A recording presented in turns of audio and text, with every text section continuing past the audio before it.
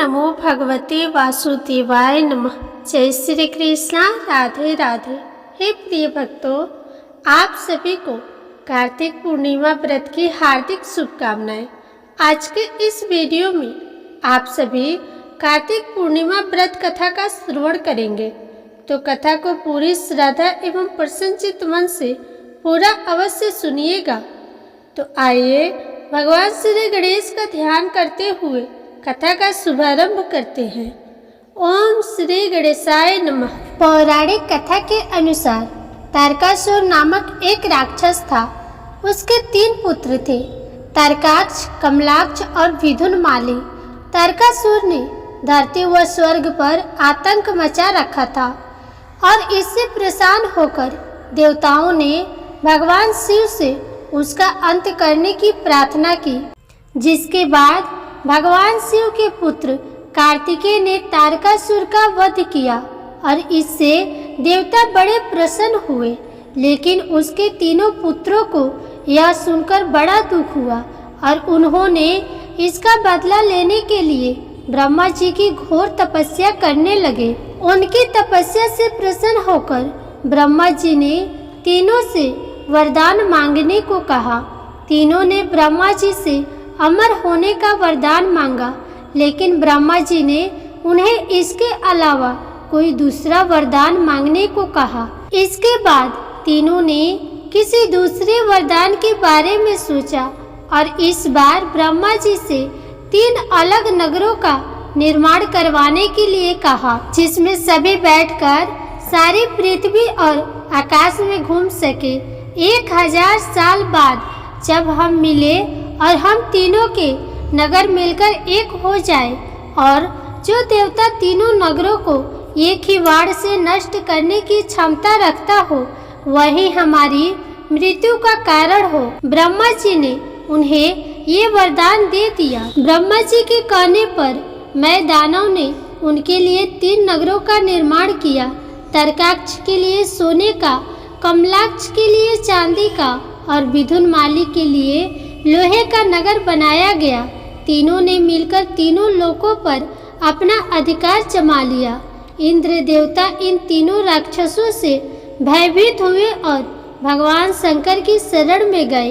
इंद्र की बात सुनकर भगवान शिव ने इन दानवों का नाश करने के लिए एक दिव्य रथ का निर्माण किया। इस दिव्य रथ की हर एक चीज देवताओं से बनी। चंद्रमा और सूर्य से पहिए बने।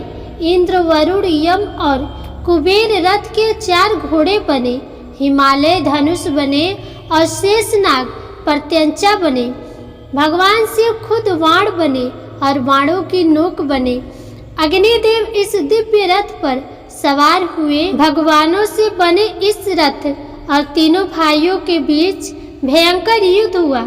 जैसे ही ये तीनों रथ एक सिद्ध में आए, भगवान शिव ने वाण छोड़ तीनों को नाश कर दिया। इस वध के बाद भगवान शिव को त्रिपुरारी कहा जाने लगा। हे प्रिय भक्तों, तो ये था कार्तिक पूर्णिमा की व्रत कथा। अब आप सुनिए पूर्णिमा व्रत की अगली कथा। द्वापर युग में माता यशोदा ने भगवान श्री कृष्ण से कहा कि हे कृष्ण, तुम सारे संसार के उत्पन्न करता, पालनहारी और संहार करता हो।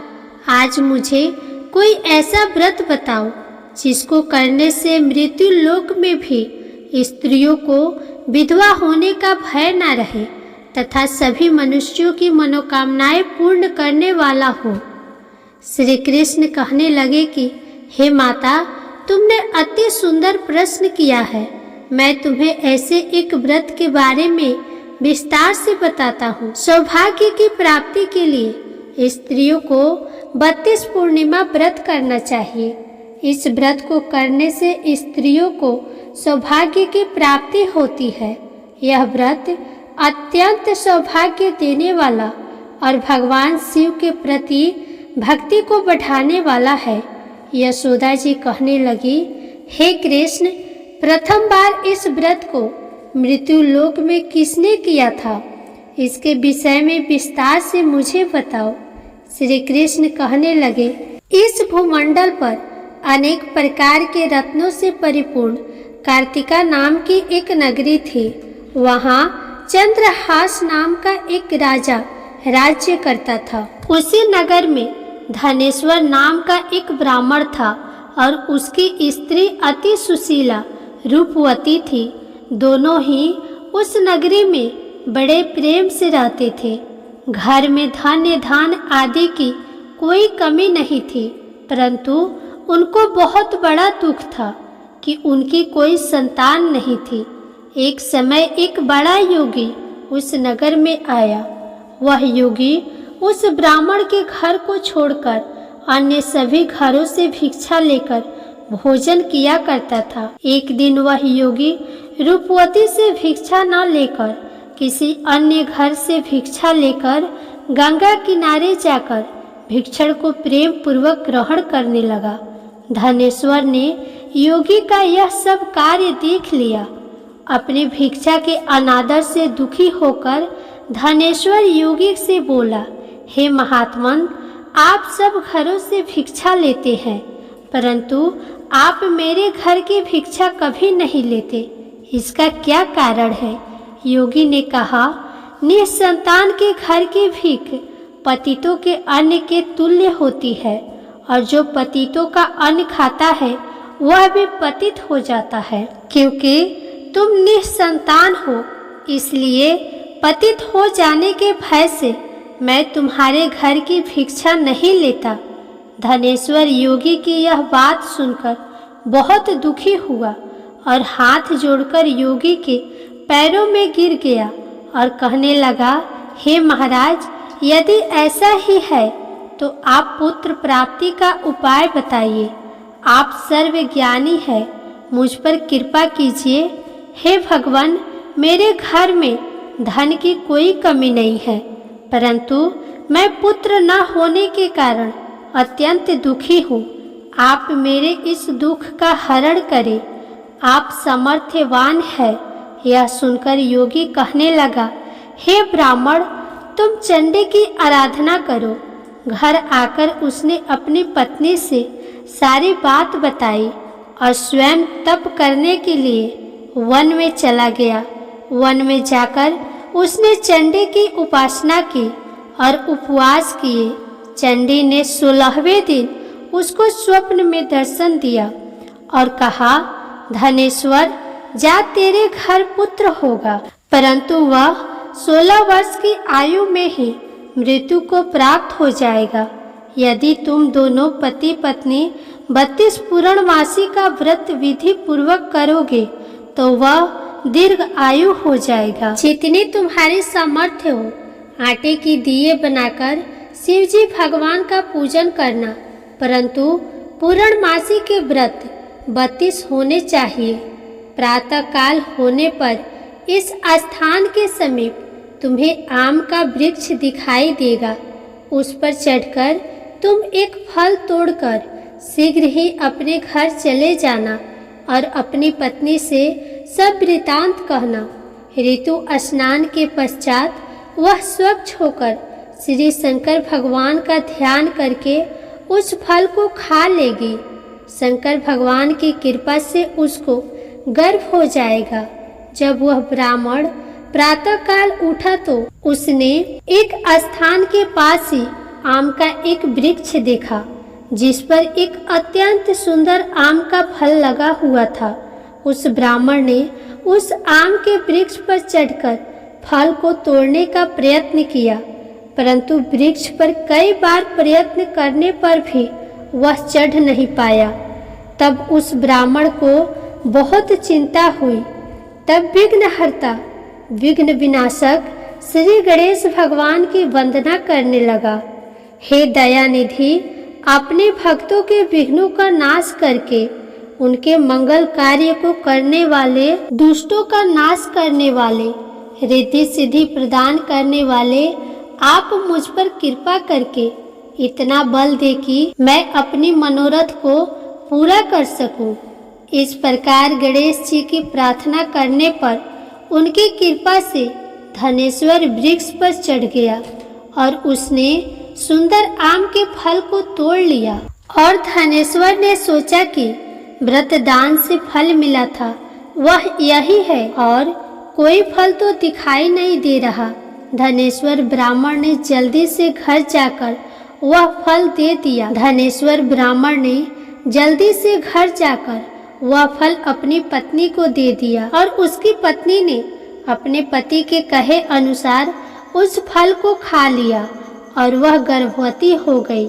देवी जी की असीम कृपा से उसे एक अत्यंत सुंदर पुत्र पैदा हुआ जिसका नाम उन्होंने देवीदास रखा। माता पिता के हर्ष और शोक के साथ वह बालक शुक्ल पक्ष के चंद्रमा के भांति अपने पिता के घर में बड़ा होने लगा। माता भवानी की कृपा से वह बालक बहुत ही सुंदर, सुशील, विद्या पढ़ने में बहुत ही निपुण हो गया। दुर्गा जी की आज्ञा अनुसार उसकी माता ने 32 पूर्णमासी का व्रत रखना आरंभ कर दिया जिससे उसका पुत्र दीर्घ आयु वाला हो जाए।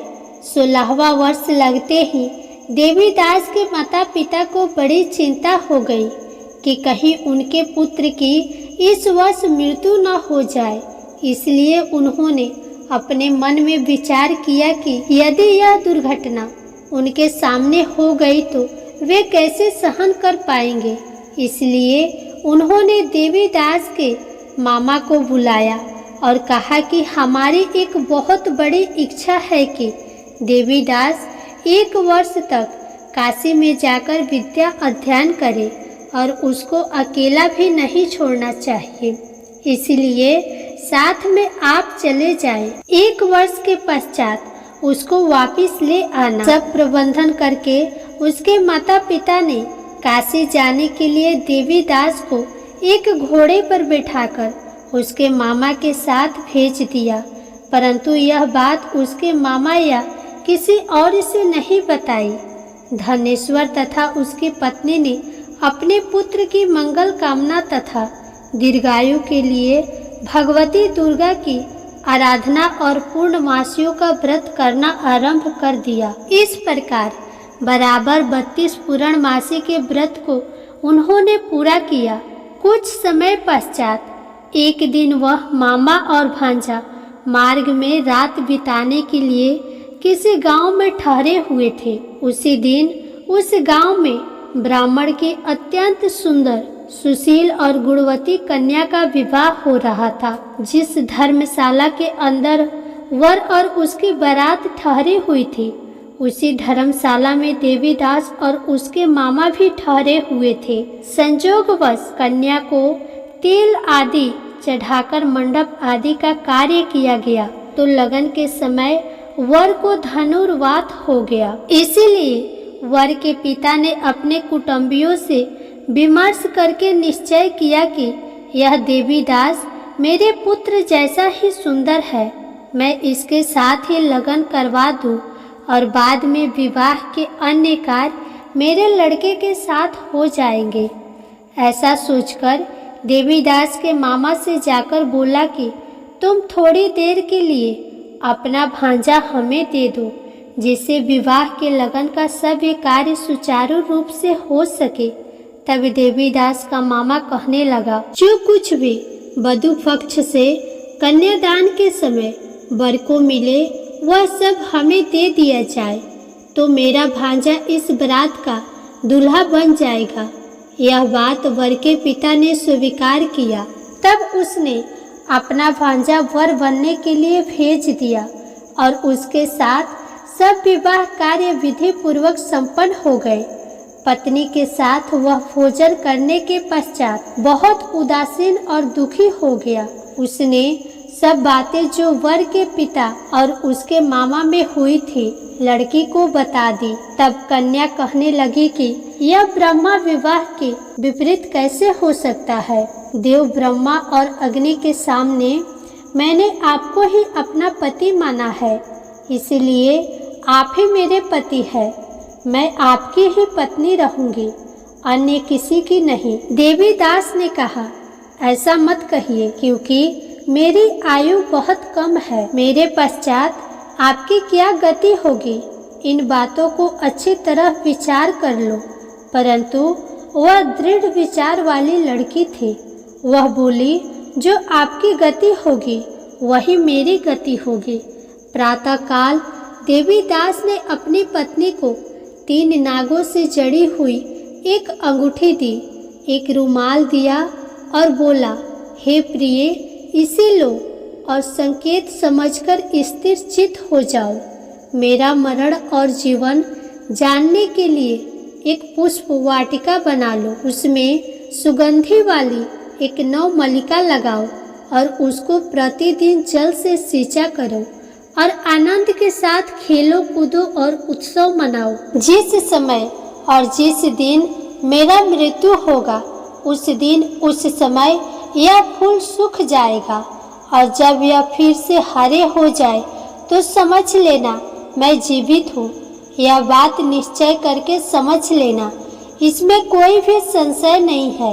इतना कहकर देवीदास वहाँ से चला गया और प्रातःकाल होते ही वहाँ पर गाजे बाजे बजने लगे और जिस समय विवाह कार्य समाप्त करने के लिए वर तथा सब बराती मंडप में आए तो कन्या ने वर को भले प्रकार से देखकर अपने पिता से कहा, यह मेरा पति नहीं है, मेरा पति वही है जिसके साथ रात्रि में मेरा पानी ग्रहण हुआ है, इसके साथ मेरा विवाह नहीं हुआ है। यदि यह वही पुरुष है तो बताइए कि मैंने इसको क्या दिया। वधू पक्ष और कन्यादान के समय जो आभूषण आदि दिए गए थे वो दिखाए तथा रात में क्या गुप्त बातें मैंने इससे कही वह सब सुनाइए। पिता ने उसके कहे अनुसार वर को बुलाया। कन्या की यह सब बातें सुनकर वह कहने लगा, मैं नहीं जानता। इसके पश्चात लज्जित होकर वह वहाँ से चला गया और सारी बारात भी अपमानित होकर वहाँ से लौट गई। भगवान श्री कृष्ण बोले, हे माता, इस प्रकार देवीदास काशी विद्या अर्जन करने के लिए चले गए और जब कुछ समय बीत गया तो काल से प्रेरित होकर एक सर्प रात्रि के समय उसको डसने के लिए वहाँ पर आया। उस विषधर के प्रभाव से उसके शयन का स्थान चारों ओर से विष की ज्वाला से विषैला हो गया, परंतु व्रत के प्रभाव से उसको काट नहीं पाया, क्योंकि पहले ही उसकी माता ने 32 पूर्णमासी का व्रत रखा था। इसके बाद मध्याह्न के समय स्वयं काल वहां आया और उसके शरीर से प्राणों को निकालने का प्रयत्न करने लगा, जिससे वह मूर्छित होकर पृथ्वी पर गिर गया। उसी समय माता पार्वती के साथ भगवान शंकर वहां आ गए। उसको मूर्छित दशा में देखकर माता पार्वती जी ने शंकर जी से प्रार्थना की, हे महाराज, इस बालक की माता ने पहले ही 32 पूर्णिमा का व्रत पूरा किया है, जिसके प्रभाव से आप इसको प्राण दान दे। माँ भवानी के कहने पर भक्त वत्सल भगवान शिव जी ने उसको प्राण दान दिया। इस व्रत के प्रभाव से काल को भी पीछे हटना पड़ा और देवीदास स्वस्थ होकर बैठ गया। उधर उसकी पत्नी उसके काल की परीक्षा किया करती थी। जब उसने देखा कि उस पुष्प वाटिका में पुष्प कुछ भी नहीं रहे तो उसको अत्यंत आश्चर्य हुआ, लेकिन जब वह जैसे ही हरे भरे हो गई तो वह जान गई कि अब उसका पति ठीक ठाक है, वह जीवित हो गया है। यह देखकर वह बहुत प्रसन्न हो उठी। अपने पिता से कहने लगी, पिताजी, मेरे पति जीवित है, आप उनको ढूंढिए। जब 16वां वर्ष व्यतीत हो गया तो देवीदास भी अपने मामा के साथ काशी से चल गया। इधर उसके ससुर उसको ढूंढने के लिए अपने घर से जाने ही वाले थे कि वे दोनों मामा भांजा वहां पर आ गए। उनको आया हुआ देखकर उनके ससुर को बड़ी प्रसन्नता हुई और वह उन्हें अपने घर ले गए। उस समय नगर के निवासी भी वहां इकट्ठे हो गए और सबने निश्चय किया कि अवश्य ही इसी बालक के साथ कन्या का विवाह हुआ था उस बालक को कन्या ने जब देखा तो पहचान लिया कि यह तो वही है जो संकेत करके गया था।